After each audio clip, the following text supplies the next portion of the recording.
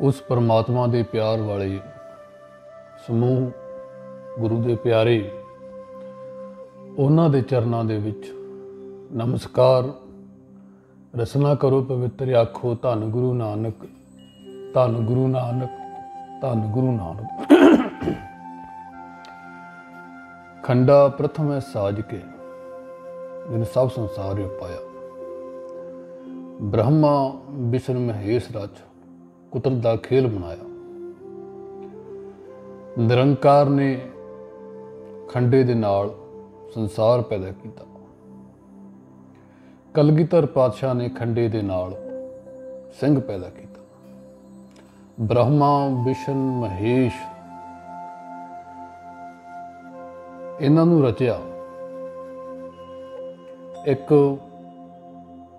व्यक्ति नूं बनाउंदा, एक उसका ख्याल रखदा, रोजी रोटी दिंदा, एक उसकी मौत सो वो उसके हथ है। एक संसारी, एक भंडारी, एक लाए दी बाण। सो जगत की उत्पत्ति, संसार की उत्पत्ति ये परमात्मा की एक आश्चर्य खेड आ। सो आपां मिल के उस परमात्मा की आपां उस्तत करिए। सो यही आपां नूं चाहिदा जो गुरमुख की निशानी है, जो अपनी गुरमत की स्टेज आ। चाहे वो इंटरनेट थ्रू आपां गल कर रहे हैं, चाहे वो आपां किसी स्टेज पर बैठ के गल कर रहे हैं। जे आपां गुरमत की स्टेज तो समाजिक गल्लां करिए तां वो शोभा नहीं दिंदियां। हुण एक प्रचारक ने भाई रणजीत सिंह जी ढंडरियां वाले, सो उन्होंने मैं सुनिया। सो उन्हों की हरेक वीडियो दे विच आलू भिंडियां जी दी गल्लां कुछ ज़्यादा होंदियां ने भी इन्ने बंदियां नूं इन्ना तड़के नूं इन्ना टाइम लगदा ते इदां इदां करके 2-3 दालां बनदियां ने। सो सस नूंह की लड़ाई हो गई, सस नूंह ने आ हो गया। सो जिहड़ियां गल्लां दो चार इस्त्रियां आपस च बैठ के करदियां, उही गल्लां भी इन्ने टाइम नूं जो हलवाई ने उदां दीयां गल्लां करदियां। सो गुरमत की स्टेज तो सो वो गल्लां सही नहीं है। हुण जे आपां देखिए भी कहंदे आ भी इस तो सौखा तरीका कोई समझाउण दा नहीं है भी की साडे पंथ दे विच कोई गुरु साहिबां दीयां साखियां दी कोई घाट जां कोई उदां दी कोई कमी होवे तां आपां कोई होर राह फड़ीए भी समझाउण दी खातर।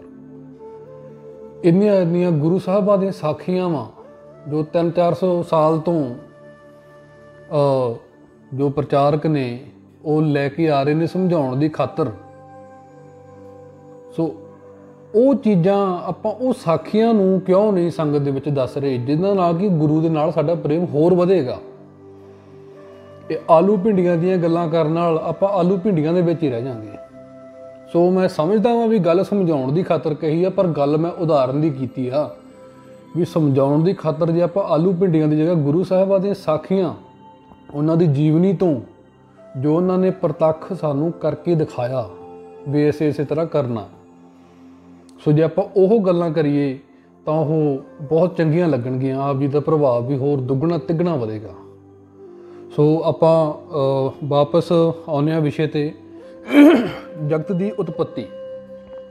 सो पहला मैं पूरा शब्द पढ़दा, फिर उस तो बाद अपनी कुछ मत के अनुसार आप जी नाल विचार साझे करना चाहूँगा। सो विचार चंगे लगन ते जिन्हां नूं नहीं लगदे सो उन्हां दी भी मानसिकता जी। सो तुहाडी मर्जी आ। सो मैं किसी नूं ये नहीं कह रहा भी मैं जो कह रहा वो ठीक है। ये मेरे विचार ने, सोच आ। चंगी लगे किसी नूं ना चंगी लगे ये बारे मैं कुछ नहीं कह सकता। सो आपां वापस गल ते आउणे आ। पूरा शब्द मैं पढ़न जा रहा। प्रथम सास ना मास सन, अंध धुंध कुछ खबर ना पाई। रक्त बिंद की देह रच, पंच तत्त की जड़त जड़ाई। पौन पानी बसंतरो, चौथी धरती संग मिलाई। पंचम बिच आकाश कर, करता छठम अधिष्ट समाई। पंच तत्त 25 गुण, छत्र मित्र मिल देव बनाई। खाणी बाणी चलत कर, आवा गौण चरित दिखाई। 84 ਲੱਖ ਜੋਨ ਉਪਾਈ। ਸੋ ਆਪਾਂ ਸਮਝਣ ਦੀ ਕੋਸ਼ਿਸ਼ ਕਰੀਏ ਵੀ ਪਹਿਲੀ ਲਾਈਨ ਕੀ ਕਹਿ ਰਹੀ ਹੈ, ਪਹਿਲੀ ਪੰਕਤੀ ਕੀ ਕਹਿ ਰਹੀ ਹੈ। ਪ੍ਰਥਮ ਹੈ ਸਾਸ ਨਾ ਮਾਸ ਅੰਧ, ਧੁੰਦ ਕੁਛ ਖਬਰ ਨਾ ਪਾਈ। ਸੰਸਾਰ ਦੀ ਉਤਪੱਤੀ ਤੋਂ ਪਹਿਲਾਂ ਚਾਰੇ ਪਾਸੇ ਧੁੰਦ ਹੀ ਧੁੰਦ ਸੀ, ਹਨੇਰਾ ਸੀ। ਸੋ ਕੁਛ ਨਜ਼ਰ ਨਹੀਂ ਆਉਂਦਾ ਸੀ, ਕੁਛ ਸਮਝ ਨਹੀਂ ਆਉਂਦਾ ਸੀ। ਉਸ ਤੋਂ ਪਹਿਲਾਂ ਕੋਈ ਜੀਵ ਜਾਨਵਰ ਨਹੀਂ ਸੀ, ਕੋਈ ਧਰਤੀ ਨਹੀਂ ਸੀ, ਕੋਈ ਕੁਛ ਨਹੀਂ ਸੀ। ਨਾ ਸਾਹ ਸੀ, ਨਾ ਮਾਸ, ਹਵਾ ਵੀ ਨਹੀਂ ਸੀ। ਸੋ ਪਰਮਾਤਮਾ ਇਕੱਲਾ ਹੀ ਅਕਾਲ ਪੁਰਖ ਨਿਰੰਕਾਰ, ਉਹ ਆਪਣੀ ਸਮਾਧੀ ਦੇ ਵਿੱਚ ਲੀਨ ਸੀ, ਆਪਣੇ ਆਪ ਦੇ ਵਿੱਚ ਸੀ। ਸੋ ਉਹਨਾਂ ਨੇ ਕੀ ਕੀਤਾ ਫਿਰ? ਰਕਤ ਬਿੰਦ ਕੀ ਦੇਹ ਰਚ, ਪੰਚ ਤੱਤ ਕੀ ਜੜਤ ਜੜਾਈ। ਰਕਤ ਤੇ ਬਿੰਦ, ਰਕਤ ਕਹਿ ਦਿੰਦੇ ਆ ਇਸਤਰੀ ਦਾ ਲਹੂ, ਬਿੰਦ ਕਹਿ ਦਿੰਦੇ ਆ ਪੁਰਸ਼ ਦਾ ਵੀਰਜ। ਸੋ ਇਹਨਾਂ ਦੇ ਦੋਨਾਂ ਦੇ ਮੇਲ ਤੋਂ ਸੋ ਇੱਕ ਇਨਸਾਨ ਬਣਾਇਆ। ਇਨਸਾਨ ਕਿਵੇਂ ਬਣਾਇਆ? ਸੋ ਅੱਗੇ ਆਪਾਂ ਪੜ੍ਹਦੇ ਹਾਂ, ਪੌਣ ਪਾਣੀ ਬਸੰਤਰੋ, ਚੌਥੀ ਧਰਤੀ ਸੰਗ ਮਿਲਾਈ। ਪੰਚਮ ਵਿੱਚ ਆਕਾਸ਼ ਕਰ, ਕਰਤਾ ਛਠਮ ਅਧਿਸ਼ਟ ਸਮਾਈ। ਪੰਜ ਤੱਤਾਂ ਦਾ ਸਰੀਰ ਬਣਾਇਆ। ਪੰਜ ਤੱਤ ਕਿਹੜੇ? ਪਵਨ, ਪਾਣੀ, ਅੱਗ, ਧਰਤੀ ਤੇ ਹਵਾ। ਉਹੀ ਪੰਜਾਂ ਤੱਤਾਂ ਤੋਂ ਇਨਸਾਨ ਬਣਾਇਆ, ਉਹੀ ਪੰਜਾਂ ਤੱਤਾਂ ਤੋਂ ਸੰਸਾਰ ਬਣਾਇਆ। ਸੋ ਕਿਵੇਂ? ਸੋ ਆਪਾਂ ਦੇਖਦੇ ਹਾਂ ਵੀ ਪੰਜਾਂ ਤੱਤਾਂ ਦੇ ਨਾਲ ਆਪਾਂ ਕਹਿੰਦੇ ਹਾਂ ਵੀ ਸਾਡਾ ਸਰੀਰ ਪੰਜਾਂ ਤੱਤਾਂ ਦਾ ਬਣਿਆ। ਸੋ ਉਹੀ ਪੰਜ ਤੱਤ ਦੇ ਨਾਲ ਸਾਰਾ ਸੰਸਾਰ ਆ, ਸਾਰੀ ਕੁਦਰਤ ਆ। ਸੋ ਆਪਣਾ ਵਾਤਾਵਰਨ ਦੇਖਦੇ ਹੋ ਪੰਜਾਂ ਤੱਤਾਂ ਦਾ ਬਣਿਆ। ਗੁਰੂ ਸਾਹਿਬ ਜੀ ਸਾਨੂੰ ਸਮਝਾਉਂਦੇ ਨੇ ਬਾਣੀ ਦੁਆਰਾ ਕਿ ਜੋ ਬ੍ਰਹਮੰਡੇ ਸੋ ਹੀ ਪਿੰਡੇ। ਜੋ ਜੋ ਬ੍ਰਹਿਮੰਡ ਦੇ ਵਿੱਚ, ਜੋ ਜੋ ਸੰਸਾਰ ਦੇ ਵਿੱਚ ਗੁਰੂ ਸਾਹਿਬ ਨੇ ਬਣਾਇਆ, ਉਹੀ ਸਾਡੇ ਸਰੀਰ ਦੇ ਵਿੱਚ ਬਣਾਇਆ। ਸੇਮ ਟੂ ਸੇਮ ਜੋ ਬਾਹਰ ਹੈ ਉਹੀ ਸਾਡੇ ਅੰਦਰ ਹੈ। ਬਾਹਰ ਵੀ ਤੀਰਥ ਨੇ, ਅੰਦਰ ਵੀ ਸਾਡੇ ਤੀਰਥ ਨੇ। ਸੋ ਇਹ ਗੱਲਾਂ ਕੁਛ ਆਪਾਂ ਸਮਝੀਏ ਵੀ ਉਸ ਚੀਜ਼ ਨੂੰ ਪੰਜ ਤੱਤਾਂ ਦਾ ਸਰੀਰ ਬਣਾ ਕੇ ਗੁਰੂ ਸਾਹਿਬ ਜੀ 6ਵੇਂ ਵਿੱਚ ਗੁਪਤ ਰੂਪ ਵਿੱਚੋਂ ਸਾਡੇ ਵਿੱਚ ਸਮਾ ਗਏ। ਉਸੇ ਤਰ੍ਹਾਂ ਸੰਸਾਰ ਦੀ ਗੱਲ ਹੈ। ਪੰਜ ਤੱਤਾਂ ਤੋਂ ਸਾਰਾ ਜਗਤ ਬਣਾਇਆ। ਧਰਤੀ ਬਣਾਤੀ, ਅੱਗ ਬਣਾਤਾ, ਪਾਣੀ ਬਣਾਤਾ, ਆਕਾਸ਼ ਬਣਾਤਾ। ਸੋ ਇਹਨਾਂ ਚੀਜ਼ਾਂ ਦਾ ਜਿਹੜਾ ਸੁਭਾਅ ਆ ਇੱਕ ਦੂਜੇ ਤੋਂ ਉਲਟਾ। ਹੁਣ ਅੱਗ ਤੇ ਪਾਣੀ ਦਾ ਕੀ ਮੇਲ ਆ? ਸੋ ਇਹਨਾਂ ਚੀਜ਼ਾਂ ਦਾ ਬੈਲੈਂਸ ਬਣਾਇਆ। ਉਹ ਕਿਹਨੇ ਬਣਾਇਆ? ਛੇਵਾਂ ਅਧਿਸ਼ਟ ਸਮਾਈ। ਵੀ ਛੇਵੇਂ ਜਿਹੜੇ ਆਪ ਗੁਪਤ ਰੂਪ ਵਿੱਚ ਵਰਤੇ ਸਾਡੇ ਸਰੀਰ ਦੇ ਅੰਦਰ। ਆਪਾਂ ਪਹਿਲਾਂ ਆਪਣੇ ਸਰੀਰ ਦੀ ਗੱਲ ਕਰ ਲਈਏ। ਪੰਜ ਤੱਤਾਂ ਦਾ ਸਾਡਾ ਸਰੀਰ ਹੈ। ਸਭ ਨੂੰ ਉੱਤੇ ਸਾਨੂੰ ਦਿਮਾਗ ਦਿੱਤਾ। ਦਿਮਾਗ ਨੂੰ ਕੰਟਰੋਲ, ਦਿਮਾਗ ਸਾਡਾ ਸਾਡੇ ਪੰਜ ਤੱਤਾਂ ਨੂੰ ਸਾਡੇ ਸਰੀਰ ਦੇ ਵਿੱਚ ਕੰਟਰੋਲ ਕਰ ਰਿਹਾ, ਉਹਨਾਂ ਨੂੰ ਬੈਲੈਂਸ ਬਣਾ ਕੇ ਰੱਖ ਲਿਆ। ਸੋ ਉਸ ਦਿਮਾਗ ਨੂੰ ਕੰਟਰੋਲ ਕਰਨ ਲਈ ਸਵੈਮ ਪਰਮੇਸ਼ਰ ਸਾਡੇ ਸਰੀਰ ਦੇ ਅੰਦਰ ਵਸਿਆ। ਸੋ ਦਿਮਾਗ ਨੇ ਉਹ ਸਾਰੇ ਅੰਗਾਂ ਨੂੰ ਕੰਟਰੋਲ ਕਰਨਾ, ਸਾਡੇ 9 ਦੁਆਰਿਆਂ ਨੂੰ ਕੰਟਰੋਲ ਕਰਨਾ ਉਹ ਦਿਮਾਗ ਦਾ ਕੰਮ ਹੈ। ਪਰ ਦਿਮਾਗ ਨੂੰ ਕੰਟਰੋਲ ਕਰਨਾ ਉਹ ਪਰਮਾਤਮਾ ਦਾ ਕੰਮ ਹੈ। ਉਸੇ ਤਰ੍ਹਾਂ ਸਾਡਾ ਬਾਹਰਲਾ ਸਿਸਟਮ ਆ ਸੰਸਾਰ ਦਾ। ਜੋ ਵੀ ਕਾਰਜ ਹੋ ਰਹੇ ਨੇ, ਸੂਰਜ ਚੜ੍ਹ ਗਿਆ, ਮੀਂਹ ਪੈ ਗਿਆ ਜਾਂ ਕੁਛ ਵੀ ਆ, ਉਹ ਚੀਜ਼ਾਂ ਵਿੱਚ ਗੁਪਤ ਰੂਪ ਦੇ ਵਿੱਚ ਪਰਮਾਤਮਾ ਆਪ ਬੈਠਾ। ਉਹ ਕੁਦਰਤ ਦੇ ਰੂਪ ਵਿੱਚ ਕਣ ਕਣ 'ਚ ਆਪ ਬੈਠਾ, ਉਸ ਚੀਜ਼ ਨੂੰ ਕੰਟਰੋਲ ਕਰ ਰਿਹਾ। ਉਹੀ ਚੀਜ਼ਾਂ ਬਾਹਰ ਨੇ, ਉਹੀ ਚੀਜ਼ਾਂ ਸਾਡੇ ਅੰਦਰ ਨੇ। ਸੋ ਸੇਮ ਟੂ ਸੇਮ ਹੀ ਸਾਰਾ ਪ੍ਰੋਸੀਜਰ ਹੈ। ਉਹ ਜੋ ਸਾਡੇ ਸਰੀਰ ਦਾ ਪ੍ਰੋਸੀਜਰ ਆ ਬਣਾਉਣ ਦਾ, ਉਹੀ ਪ੍ਰੋਸੀਜਰ ਬਾਹਰ ਸ੍ਰਿਸ਼ਟੀ ਬਣਾਉਣ ਦਾ ਵੀ ਹੈ। ਸੋ ਇਹ 'ਚ ਕੋਈ ਅੰਤਰ ਨਹੀਂ ਹੈ। ਅਲੱਗ-ਅਲੱਗ ਚੀਜ਼ਾਂ ਨੂੰ ਕੰਟਰੋਲ ਕਰਨ ਲਈ ਪਰਮਾਤਮਾ ਬਾਹਰ ਕੁਦਰਤ ਦੇ ਰੂਪ 'ਚ ਬੈਠਾ, ਸਾਡੇ ਸਰੀਰ ਦੇ ਅੰਦਰ ਵੀ ਬੈਠਾ। ਸੋ ਆਪਾਂ ਦੇਖਦੇ ਹਾਂ ਵੀ ਜੋ ਆਪਣਾ ਬਾਹਰਲਾ ਸਿਸਟਮ ਆ ਤੇ ਆਪਣਾ ਜੋ ਅੰਦਰਲਾ ਸਿਸਟਮ ਆ, ਸੋ ਪਰਮਾਤਮਾ ਜੋ ਕੁਦਰਤ ਨੂੰ ਕੰਟਰੋਲ ਕਰ ਰਿਹਾ, ਕੁਦਰਤ ਅੱਗੇ ਸਾਰਾ ਕੰਟਰੋਲ ਕਰ ਰਹੀ ਆ। ਉਸੇ ਤਰ੍ਹਾਂ ਸਾਡੇ ਸਰੀਰ ਦੇ ਵਿੱਚ ਪਰਮਾਤਮਾ ਸਾਡੇ ਦਿਮਾਗ ਨੂੰ ਕੰਟਰੋਲ ਕਰ ਰਿਹਾ, ਭਾਵ ਸਾਡੀ ਕੁਦਰਤ ਨੂੰ ਕੰਟਰੋਲ ਕਰ ਰਿਹਾ। ਸਾਡਾ ਦਿਮਾਗ ਅੱਗੇ 9 ਦੁਆਰਿਆਂ ਨੂੰ ਕੰਟਰੋਲ ਕਰ ਰਿਹਾ। ਸੋ ਇੱਕ ਆਪਾਂ ਜੇ ਆਪਣੇ ਜੋ ਇੰਡੀਆ 'ਚ ਲਾ ਲਓ ਜਾਂ ਕਿਤੇ ਵੀ ਲਾ ਲਓ, ਜੋ ਆਪਣਾ ਰਾਸ਼ਟਰਪਤੀ ਆ, ਜੋ ਪਿਛਲੀ ਵੀਡੀਓ ਬਣਾਈ ਸੀ ਕਾਦਰ ਤੇ ਕੁਦਰਤ ਵਾਲੀ, ਸੋ ਰਾਸ਼ਟਰਪਤੀ ਪ੍ਰਧਾਨ ਮੰਤਰੀ ਨੂੰ ਕੰਟਰੋਲ ਕਰ ਰਿਹਾ। ਪ੍ਰਧਾਨ ਮੰਤਰੀ ਅੱਗੇ ਗਾਂ ਉਹਨੇ ਅਲੱਗ-ਅਲੱਗ ਮੰਤਰੀ, ਜੋ ਕੋਈ ਸਿਹਤ ਮਹਿਕਮਾ ਵਾ, ਕੋਈ ਕੁਛ ਆ, ਕੋਈ ਕੁਛ ਆ, ਅਲੱਗ-ਅਲੱਗ ਉਹਨੇ ਮਹਿਕਮੇ ਬਣਾਏ, ਉਹ ਅੱਗੇ ਦੇਖ ਰਹੇ ਆ। ਪਰ ਉਹਨਾਂ ਨੂੰ ਉਹ ਪ੍ਰਧਾਨ ਮੰਤਰੀ ਦੇਖ ਰਿਹਾ, ਪ੍ਰਧਾਨ ਮੰਤਰੀ ਨੂੰ ਅੱਗੇ ਰਾਸ਼ਟਰਪਤੀ ਦੇਖ ਰਿਹਾ। ਉਸੇ ਤਰ੍ਹਾਂ ਸਾਡਾ ਸਰੀਰ ਆ, ਪਰਮਾਤਮਾ ਸਾਡੇ ਦਿਮਾਗ ਨੂੰ, ਦਿਮਾਗ ਸਾਡੇ 9 ਦੁਆਰਿਆਂ ਨੂੰ, ਭਾਵ ਜਿਹੜੇ ਸਾਡੇ ਸਰੀਰ ਦੇ ਅੰਦਰ ਸਾਡੇ ਅੰਗ ਨੇ, ਕੋਈ ਦਿਲ ਆ, ਕੋਈ ਮਿਹਦਾ ਵਾ ਜਾਂ ਕੁਛ ਵੀ ਆ, ਉਹਨਾਂ ਚੀਜ਼ਾਂ ਨੂੰ ਕੰਟਰੋਲ ਕਰ ਰਿਹਾ। ਉਹ ਗਾਂ ਆਪਣਾ ਕੰਮ ਕਰ ਰਹੇ ਨੇ। ਸੋ ਜੋ ਸਿਸਟਮ ਬਾਹਰ ਆ, ਉਹੀ ਸਿਸਟਮ ਸੇਮ ਟੂ ਸੇਮ ਸਾਡੇ ਅੰਦਰ ਆ। ਸੋ ਪਰਮਾਤਮਾ ਦੀ ਇੱਕ ਅਚਰਜ ਖੇਡ ਆ। ਸੋ ਅਗਲੀ ਪੰਕਤੀ ਸੀ ਵੀ 5 ਤੱਤ 25 ਗੁਣ ਛਤਰ ਮਿੱਤਰ ਮਿਲ ਦੇਹ ਬਣਾਈ। ਜਿਹੜੇ 5 ਤੱਤਾਂ ਦਾ ਸਰੀਰ ਆ, ਇੱਕ ਦੂਜੇ ਤੇ ਸ਼ਤਰੂ ਨੇ। ਸ਼ਤਰੂ ਭਾਵ ਕਿਵੇਂ? ਇਹਨਾਂ ਦਾ ਸੁਭਾਅ ਇੱਕ ਦੂਜੇ ਤੋਂ ਉਲਟਾ, ਮਿਲਦਾ ਨਹੀਂ। ਸੋ ਪਿੱਛੇ ਵੀ ਕਿਹਾ ਸੀ ਵੀ ਅੱਗ ਤੇ ਪਾਣੀ ਦਾ ਕੋਈ ਮੇਲ ਨਹੀਂ ਹੈ। ਸੋ ਅੱਗ ਤੇ ਪਾਣੀ ਪਾ ਦਈਏ, ਸੋ ਉਹ ਚੀਜ਼ ਉਹ ਮੇਲ ਤੋਂ ਬਾਹਰ ਆ, ਪਰ ਉਹਨਾਂ ਦਾ ਬੈਲੈਂਸ ਬਣਾ ਕੇ ਰੱਖਿਆ ਹੋਇਆ ਵਾ। ਸੋ ਇਹ ਪਰਮਾਤਮਾ ਦੀ ਇੱਕ ਅਚਰਜ ਖੇਡ ਆ। ਉਸ ਪਰਮਾਤਮਾ ਦੀ ਜਿਹੜੇ ਕਹਿੰਦੇ ਨੇ ਵੀ ਰੱਬ ਬਾਹਰ ਕੋਈ ਰੱਬ ਨਹੀਂ,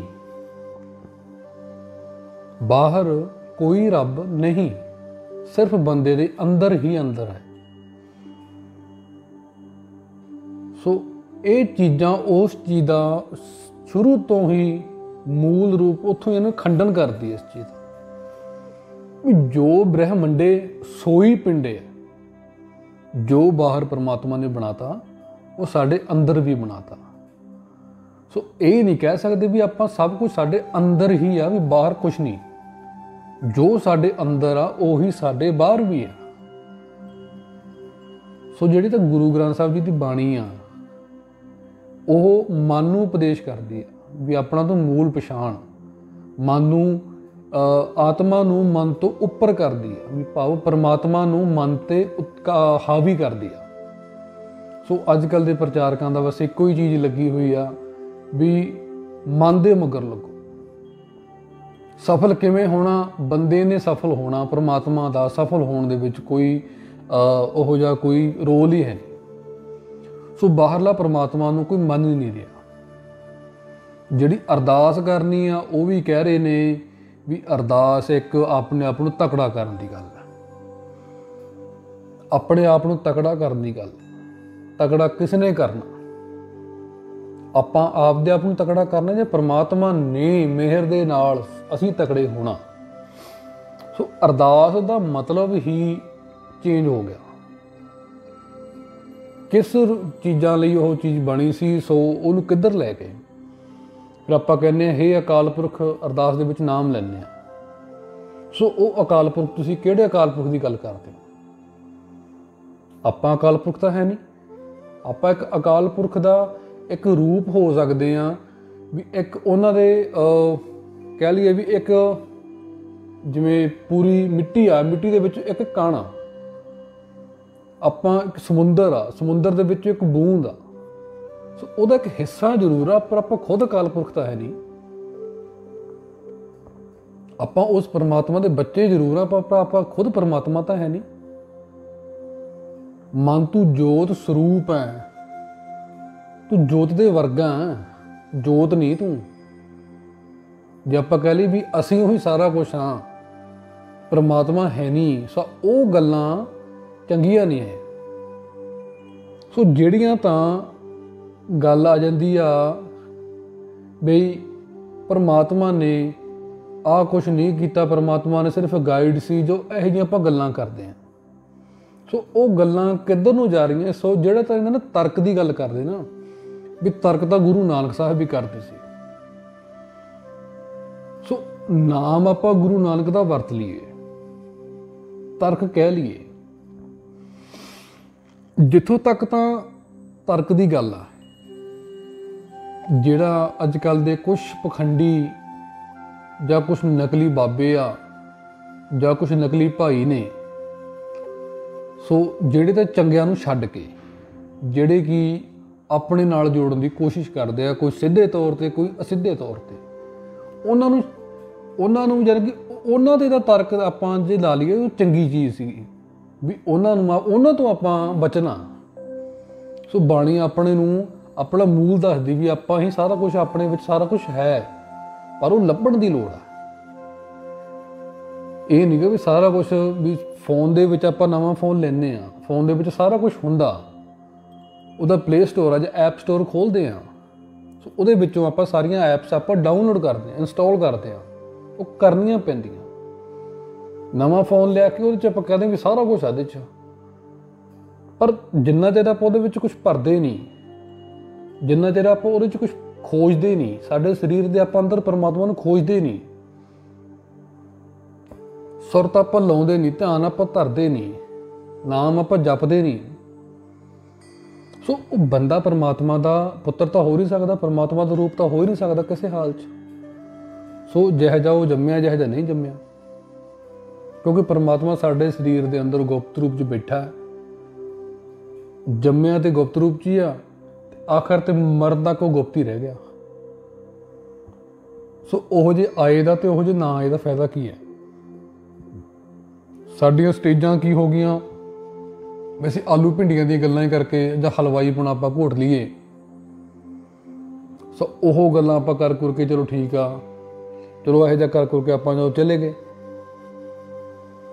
ਤਰਕ ਸ਼ੁਰੂ ਕੀਤਾ, ਆਪਾਂ ਸਟੈਪ ਚੱਕਿਆ, ਪਖੰਡ ਦੇ ਖਿਲਾਫ ਚੱਕਿਆ, ਬਹੁਤ ਚੰਗੀ ਗੱਲ ਆ।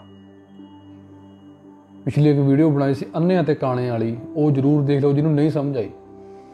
ਸੋ ਆਪਾਂ ਇੱਕ ਅੱਖ ਆਪਣੀ ਦੇਖਦੀ ਆ ਵੀ ਜਿਹੜੀ ਆਪਾਂ ਪਖੰਡ ਦੇ ਵਿਰੁੱਧ ਆਪਾਂ ਆਵਾਜ਼ ਚੁੱਕੀ। ਸੋ ਜਿਹੜੇ ਬਾਬੇ ਸਾਡੀ ਭਾਵਨਾ ਦੇ ਨਾਲ ਖੇਡਦੇ ਸੀ, ਸਾਡੀ ਭਾਵਨਾਵਾਂ ਦਾ ਨਜਾਇਜ਼ ਫਾਇਦਾ ਉਠਾਉਂਦੇ ਸੀ ਆਪਣੇ ਸੁੱਖ ਆਰਾਮ ਦੀ ਖਾਤਰ, ਜਿਹਨੂੰ ਪੁਜਾਰੀਵਾਦ ਵੀ ਕਹਿੰਦੇ ਨੇ, ਬ੍ਰਾਹਮਣਵਾਦ ਵੀ ਕਹਿੰਦੇ ਨੇ। ਸੋ ਬ੍ਰਾਹਮਣ ਇੱਕ ਕਾਸਟ ਦਾ ਵਿਸ਼ਾ ਨਹੀਂ ਹੈ, ਬ੍ਰਾਹਮਣਵਾਦ ਦਾ ਭਾਵ ਹੈ ਭਰਮਾਉਣਾ, ਜਿਹੜਾ ਕਿ ਭਰਮਾਉਂਦਾ। ਸੋ ਇੱਕ ਸ਼ਬਦ ਲਿਆ ਗਿਆ ਹੈ। ਸੋ ਉਹ ਚੀਜ਼ ਦਾ ਖੰਡਨ ਸਹੀ ਸੀ, ਹੁਣ ਵੀ ਸਹੀ ਹੈ, ਪਰ ਗੱਲ ਤਰਕ ਤੋਂ ਚਲਦੀ ਚਲਦੀ ਚਲਦੀ ਚਲਦੀ ਕਿੱਥੇ ਤੱਕ ਪਹੁੰਚ ਗਈ? ਇਹ ਪਰਮਾਤਮਾ ਤੇ ਗੱਲ ਪਹੁੰਚ ਗਈ। ਆਪਣੇ ਸੁੱਖ ਆਰਾਮ ਵਧਾਉਣ ਦੀ ਕੋਸ਼ਿਸ਼ 'ਚ ਆਪਾਂ ਲਗਾਤਾਰ ਲੱਗੇ ਆ। 2-2 3-3 ਤਰ੍ਹਾਂ ਦੀਆਂ ਸਬਜ਼ੀਆਂ ਸਾਡੇ ਡੇਰਿਆਂ ਦੇ ਵਿੱਚ ਬਣਨ ਲੱਗ ਗਈਆਂ, ਤੜਕੇ ਲੱਗਣ ਲੱਗ ਗਏ। ਸੋ ਜਿਹੜਾ ਸਾਧ ਆ, ਬਾਬਾ ਨਾਨਕ ਸਿੰਘ ਜੀ ਕਹਿੰਦੇ ਵੀ ਜਿਹੜਾ ਸਾਧ ਆ ਉਹ ਸਵਾਦੂ ਨਾ ਹੋਵੇ। ਸਵਾਦੂ ਤੋਂ ਭਾਵ ਆਪਣੇ ਜੀਵ ਦੇ ਮਗਰ ਨਾ ਲੱਗਦਾ ਹੋਵੇ, ਆਪਣੀ ਇੰਦਰੀਆਂ ਦੇ ਮਗਰ ਨਾ ਲੱਗਦਾ ਹੋਵੇ। ਸੋ ਜਿਹੜਾ ਤਾਂ ਆਪਣੇ ਸਵਾਦ ਦੀ ਖਾਤਰ ਹੀ ਇਹ 2-2 3-3 ਤਰ੍ਹਾਂ ਦੀਆਂ ਸਬਜ਼ੀਆਂ ਆਪਾਂ ਬਣਾ ਲੀਆਂ, ਜਾਂ 10-10 ਕਿਲੋ ਗੰਢੇ ਪਾ ਕੇ ਆਪਾਂ ਤੜਕਾ ਭੁੰਨ ਲਿਆ। ਸੋ ਰੋਟੀ ਵੀ ਖਾਣੀ ਹੈ, ਨਹੀਂ ਮੈਂ ਕਹਿ ਰਿਹਾ, ਪਰ ਗੱਲ ਮੈਂ ਸਵਾਦ ਦੀ ਕਰ ਰਿਹਾ। ਸੋ ਜਿਹੜਾ ਸਾਧ ਆ ਉਹ ਸਵਾਦੂ ਹੋ ਗਿਆ ਤਾਂ ਉਹਦਾ ਕੋਈ ਫਾਇਦਾ ਨਹੀਂ ਹੈਗਾ। ਸੋ ਜਿਹੜਾ ਤਰਕ ਕਰਨਾ ਉਹ ਪਖੰਡੀਆਂ ਤੇ ਆਪਾਂ ਕਰੋ, ਚੰਗੀ ਗੱਲ ਹੈ, ਉਹਨਾਂ ਨੂੰ ਵੀ ਅਕਲ ਆਉਣੀ ਚਾਹੀਦੀ ਆ। ਪਰ ਜੇ ਆਪਾਂ ਉਹ ਕਹ ਲਈਏ ਵੀ ਗੁਰੂ ਗ੍ਰੰਥ ਸਾਹਿਬ ਜੀ ਮਹਾਰਾਜ ਇੱਕ ਕਾਗਜ਼ ਦੇ ਰੂਪ 'ਚ ਨੇ ਜਾਂ ਜਿਲਦ ਦੇ ਰੂਪ 'ਚ ਨੇ, ਜਾਂ ਇਹੋ ਜਿਹਾ ਆਪਾਂ ਗੱਲਾਂ ਤਰਕ ਇੰਨਾ ਆਪਾਂ ਗਾਂਹ ਵਧਾ ਲਈਏ ਆਪਣਾ ਵੀ ਅੱਗੇ ਹੁੰਦੇ ਹੁੰਦੇ ਹੁੰਦੇ ਆਪਾਂ ਗੁਰੂ ਸਾਹਿਬਾਂ ਤੱਕ ਪਹੁੰਚ ਜਾਈਏ, ਸੋ ਉਹ ਚੰਗੀ ਗੱਲ ਨਹੀਂ। ਆਪਣੀਆਂ ਸੁੱਖ ਸਹੂਲਤਾਂ ਆਪਾਂ ਆਪਦੇ ਐਸ਼ੋ-ਆਰਾਮ ਨੂੰ ਵਧਾ ਰਹੇ ਹਾਂ ਦਿਨੋਂ ਦਿਨ।